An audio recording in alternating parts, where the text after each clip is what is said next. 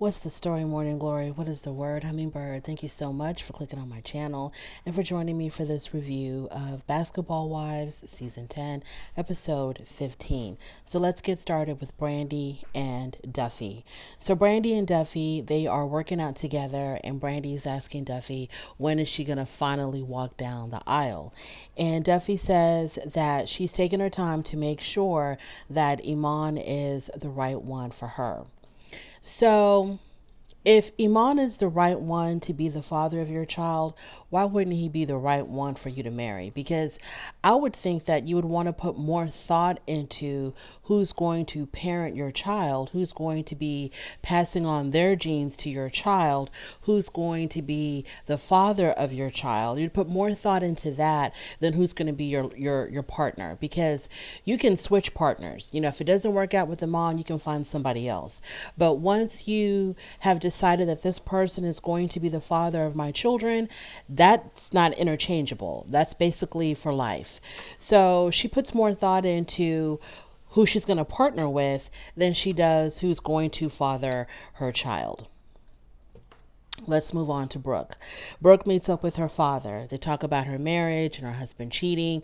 And it seems like her father was starting to say that she shouldn't give up her whole entire marriage because he cheated on her this one time, and that, you know, maybe he learned his lesson and they can try to move past this. I don't know.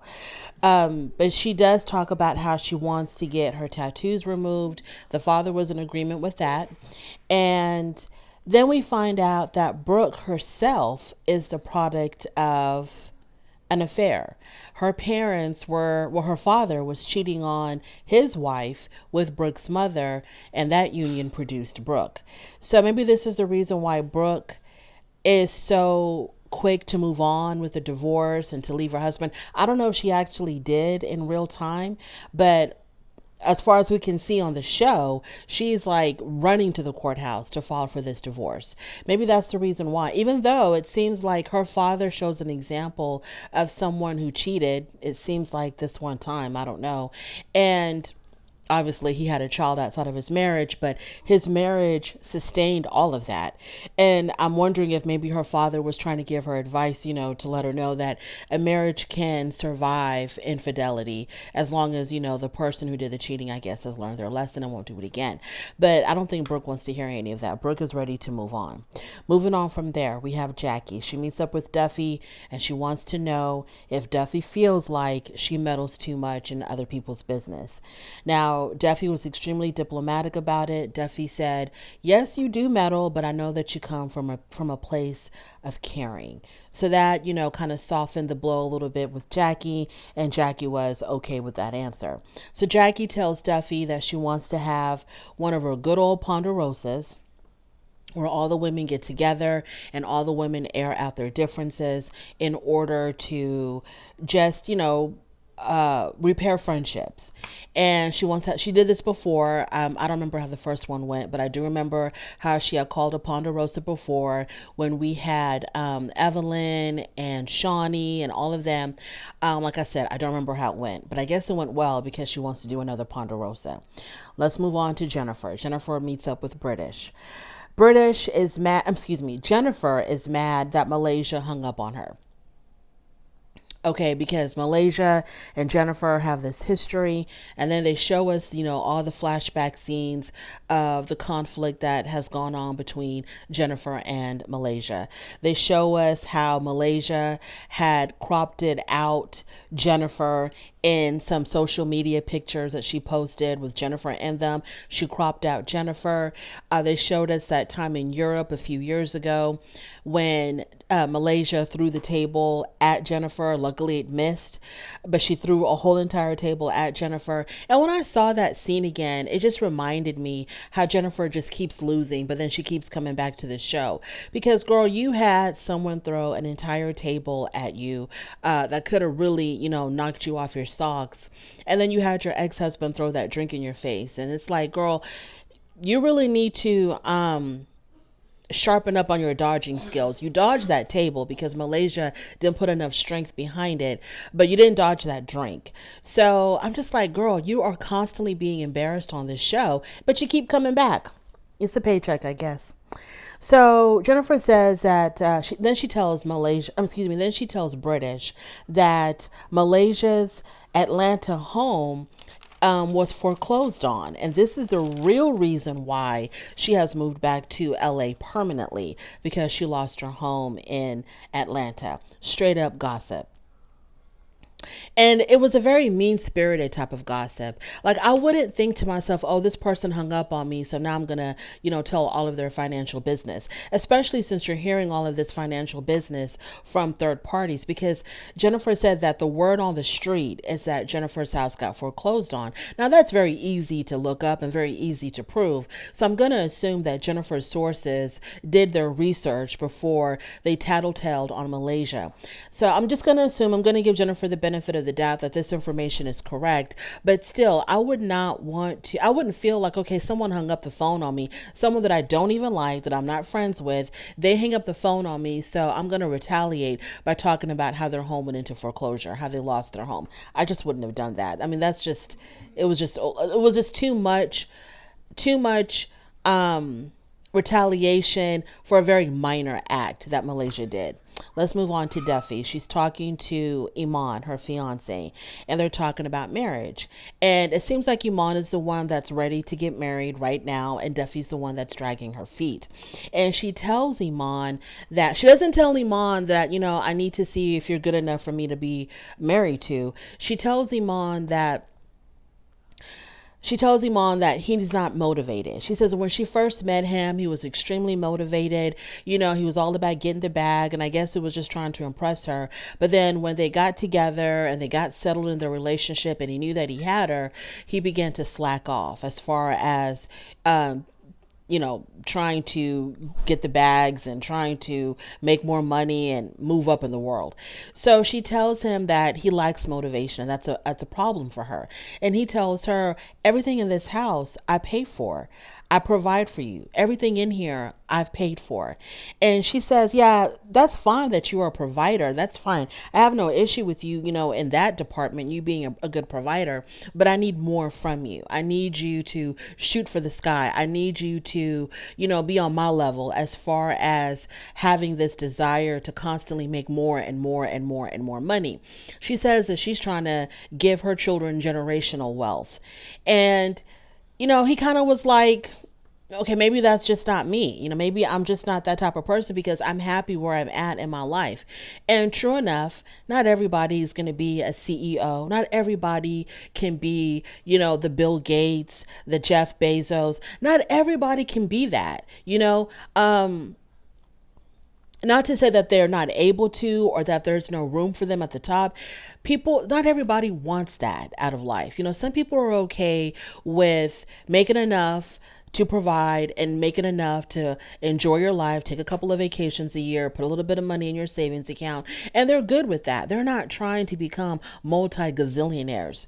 So I don't know what Duffy's going to do, but he seems like he's happy with where he's at right now. And then if he were to become that type of person who's constantly going for the bag, then she's going to start complaining about how you're not home enough. You don't spend enough time together. You're always gone and blah, blah, blah, blah. It's like a catch-22 with some of these relationships. Damned if you do and damned if you don't. Let's move on to Brooke. So Brooke goes to the facility where you get your tattoos removed. And who's there with her? British went there with her, and Brandy also went there with her for support. So she goes there, and as she approaches the front desk, Brooke says, I'm here for a consultation.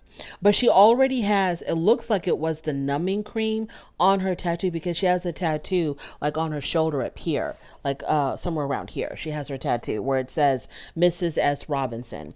And she says she was there for a consultation, but then when she gets to the back where the doctor is, or the tattoo removal specialist, I don't know exactly what they're called.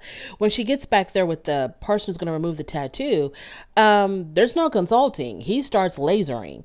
So I was like kind of confused. I was like, okay, so this is your actual appointment. This wasn't a consultation. So he starts, lasering it off, and this is going to be the first of 8 or 9 sessions that she has. So after she gets done with that, she meets up with Brandy and British. And British tells him that Jackie plans to have a Ponderosa. Brooke rolls her eyes and she's like, okay, it's going to be like another situation where she dragged us out there into the desert. British also tells them that Jennifer told her that Malaysia's house in Atlanta was being foreclosed on. And, they were visibly shocked about that, especially Brooke. Brooke was very expressive. Moving on from there, we have Duffy and Malaysia. They meet up for yoga, and Duffy confides in Malaysia her issues with Iman. And she says, you know what, I think the last time that I spoke to him, I don't think that I used the best approach. I could have been, I probably was a little bit too rough around the edges when I was talking to him, and I may need to apologize. And I think Malaysia gave her some advice, saying that it's okay if you make more than him. It's okay for you to be the head of the household, because sometimes, women just have to do that, and that's perfectly okay. I think that's the advice that she gave her, but I'm not really sure.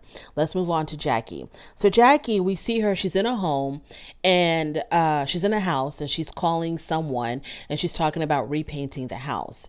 And it's not her house, but it's a house that she wants to buy and flip. Jackie, and I forgot to mention this in my last review, Jackie is in the process of obtaining her real estate license. So she has her real estate test coming up, and it seems like this is going to be another one of her hustles, because she's got a lot of businesses going on, and so now she's going to include real estate agent, which I hope that she does. I can see Jackie being a real estate agent. I can totally see her, selling houses and doing quite well at that. I don't know. She just has the gift of gab. She's got the personality. She's extremely outgoing. She can probably sell, anything to anybody. I think that that's going to be probably, a really good niche for her. So when she's there, she invites British over, and British says that the only reason why Jackie invited me to this house was because she wants me to see with my own eyes that she's not bored or boring. Because in the last episode, British accused Jackie of being too bored with her life, and that's why she was constantly meddling in other people's lives. And so I guess Jackie wanted to show British, I don't have time for y'all. I got my own stuff going on. Look at me. I'm trying to buy this home and flip it. So then British hints to Jackie, she doesn't tell her the full story, but she hints to Jackie that there's some issues between Malaysia and Jennifer. And Jackie says, you know what, they can solve all of that at my Ponderosa. And now it's time for the Ponderosa. So Jackie has rented out a space to have her Ponderosa, and she has, decorated it, and she has included several items that represent her several businesses. She's got her books there. She's got her blindfolds there because she's got a blindfold business. She's got her couture pieces. She's a fashion designer. And she also has her fans because she's in menopause. So I've seen her carrying these fans, throughout the season. And I'm like, okay, girl, if you're selling fans, how come your fans don't have a little razzle dazzle to them? Why are they just plain white fans? Like, why don't you have them in different colors? Or if you do, why don't you showcase the different types of fans that you have? Because, I think we've all seen these little personalized fans. They're not new. She didn't invent them. But if you want to have like your own little piece of the market on personal fans, why can't they be cute? Why don't you have design the handles of them or have them come in different colors or something? But anyways, I haven't been to her website, so maybe she does and I just don't know it. So she wants these women to know that she's booked and busy. She's not bored. She's not boring. These represent all of her several businesses. So Duffy shows up and Malaysia shows up, and Duffy tells Malaysia that her and Iman had a conversation, and they both agreed to go to premarital counseling, which is very, very beneficial. So Brooke also shows up, and she tells them that she's going to be moving forward with her divorce. She is not holding back. Now, in Brooke's confessional, and my understanding is the confessionals are done after they are done filming for the entire season. Her tattoo that she had, you have the initial lasering done on, her tattoo still looks just as strong and dark as ever. It doesn't look like it's faded at all. And I'm thinking by the time that we get to the part where they're doing the confessionals, they've already wrapped for the season. Wouldn't she have had like a couple of more sessions? Not the full entire 8 or 9 sessions, but wouldn't she have had a few more sessions to kind of lighten that up just a tad bit? But to me, that tattoo looked stronger and darker than ever. So I don't know what's going on there. Everybody arrives, everybody's there, except for Angel because she just had a baby. And then Jackie arrives and she shows up with two security guards. She takes her place at the head of the table, on her throne. And she starts off by talking about if people believe that she's meddling in their business, if she's a busybody because she doesn't have enough to do on her own. And Brooke, not was it Brooke? No, Brandy gave a diplomatic answer, talking about how yes, you do meddle, but we understand where you're coming from, so Jackie's fine. The way that she took that whole, y'all think I'm meddling. Do y'all think I'm meddling? I didn't take it serious. I don't think Jackie really cares if they think that she's meddling into their business or not. I mean, she was just overreacting about a very minor comment. And she knows that she meddles. She knows that she's always trying to get people to reconnect, get people to go back to their exes and all this other nonsense. She knows that she does that. This is just all for show. So Jackie then proceeds to get into, as soon as, she feels good that people don't think that she's a meddler, she meddles right into Jennifer's and Malaysia's business. So Jackie presses Jennifer to reveal to Malaysia exactly what her issue is with Malaysia. And Jennifer, she's kind of beating around the bush. She really doesn't want to say. Malaysia's just not interested. She really doesn't care what Jennifer thinks about her. And then here comes British, and she just blurts out, Malaysia, Jennifer says that you're dead to her. And Malaysia really didn't care because, Malaysia can never be bothered with anything. So Malaysia really didn't care. She was just like, what, if I'm dead to her, then I'm dead to her. Then she don't got to worry about me anymore. And they tell Malaysia, Jennifer tells Malaysia, this is the problem that we have with you. You're very nonchalant about everything. You never reveal anything about your true self. You're not transparent. You're not vulnerable. Everybody else will talk about whatever's bothering them, whatever's going on in their lives. For example, British talking about her legal problems, Brooke talking about her marital issues, Brandy talking about her issues with her health and her marriage, Jennifer talking about every damn thing in her life. So she's like, you don't ever reveal anything about yourself. Like, we can never really connect with you. You're always like just giving us the surface version of you. And Malaysia was like, well, remember you said that I was dead to you. So what do you care about what's going on in my life? So then Jennifer gets amped up, and then Jennifer blurts out, Malaysia's house is in foreclosure. And to me, it seemed so random when she said that. I'm like, well, what a way to reveal that. I thought she would have been a little bit more tactful. She would have been like, well, Malaysia, this is what I heard, that, your house is in foreclosure. So you're going through something. You don't want to share it, but your business is out there anyway. So you might as well talk about it. No, she just blurts out, well, I heard that your house is in foreclosure. Malaysia was not fazed. I got scared. When Jennifer said that to Malaysia, I got scared. I thought Malaysia was going to throw something at her. And, Jennifer was going to have to be, ducking and dodging again. So she didn't say anything. She didn't react. She was just like, okay. Okay, but you can tell that Malaysia was just burning up inside. She's like, okay, but don't forget what you said, that I'm dead to you. So whatever's going on with me, you really shouldn't, give two damns about. And I think that's where the episode ended. That's where my episode ended. I don't know if it went on after that, but that's where my recording stopped. So this was a cute little episode. I liked it. I like Jackie's little Ponderosas. Jackie is definitely a character. She's carrying this whole entire show on her shoulders, to keep the storylines moving, to keep them going, to try to pull out of Jennifer how she felt about Malaysia, doing the whole Ponderosa. She's carrying this whole entire show on her back, but it's working. It is definitely working. We're not hearing too much from Brandy. British has a lot going on. She has a whole lot going on, but she's talking about it. She's letting us, she's keeping us up to date with what's going on with that.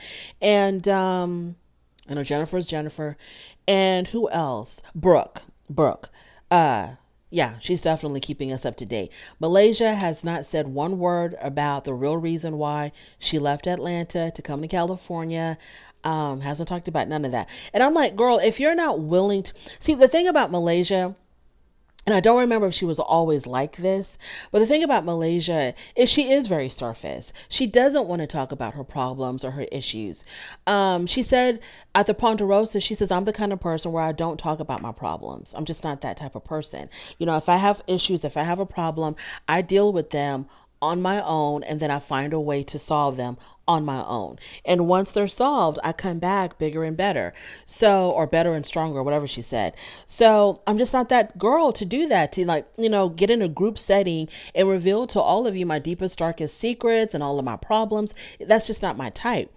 And I'm thinking, if you don't do that, then how are you connecting with the other girls? If you just are showing up to listen to everybody else's problems and you're not really giving any advice because you don't get along with anybody, then what's like, kind of like, why are you here then? Why are we on this show? If you're a very private person, why are you on a reality TV show?